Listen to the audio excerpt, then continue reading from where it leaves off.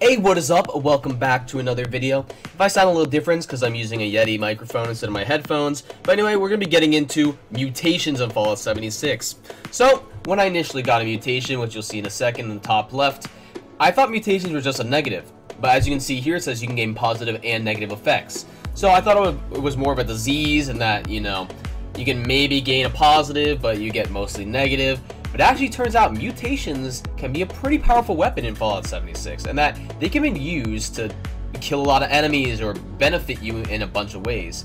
Now, the first one I got was bird bones, and what it did is it got rid of some of my strength, which wasn't really helpful for me because I'm a melee build currently, but it gave me some agility and reduced fall speed. So, if you were into agility or just running around, and you usually fall off a cliff and get hurt, then bird bones might be good for you.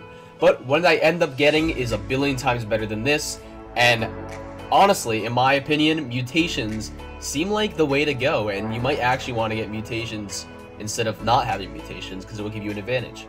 Now, when I was going to get a rat away, because, you know, I had a lot of radiation, when I used it, I actually got rid of some of my effects, and you'll see that in a second. So you've recovered from bird bones mutation.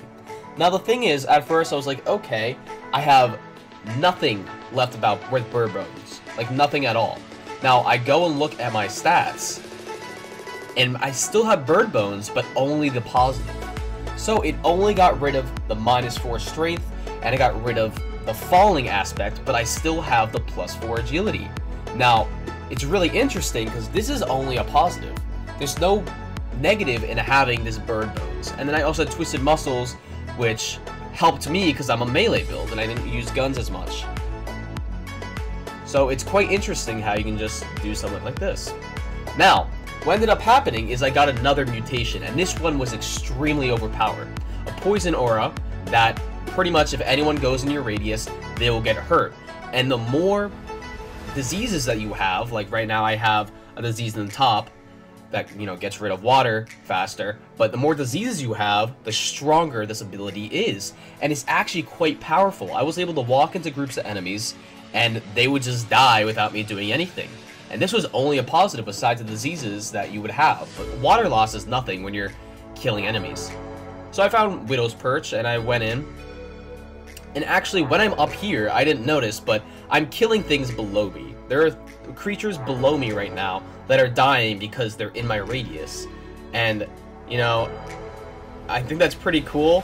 It seems it's a little overpowered. With the more diseases you get, the stronger it will become. But you also have the negatives of the diseases, and it's not strong enough working one-shot creatures, so they can still attack you during this time where they're getting hurt. But if you're a melee build like me, then it's extremely good because you're going to be close to them anyway, and they're going to be hurting. Now as you step down these steps, you can see the mole rat, and his health is getting drained. And I know he's level 1, but I only have 1 disease right now. If you get a couple more, and diseases aren't hard to get at all, you just eat food that has a chance of getting diseases or water, then it's going to become even stronger. And it's quite amazing what mutations could really do. And right here, I'm just checking my inventory, and something attacks me and instantly stops because it died. I thought it was pretty funny. So now I'm taking out some wolves. I'm sort of trying to kill them, but I'm also just letting the mutation do the rest. I know I get hit a bunch, but, you know, I have a pretty strong armor, so it doesn't do a lot of damage to me, and I'm just seeing how much damage I can do.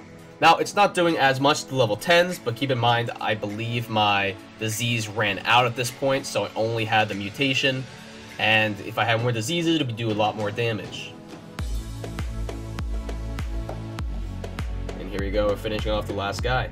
Well, anyway, if you guys found this interesting in any way, shape, or form, or informative, then please hit the like button, sub if you're not already subbed, and hit the notification bell, guys, because I'd really appreciate it, and I post a bunch. So anyway, I hope you guys enjoyed, and peace.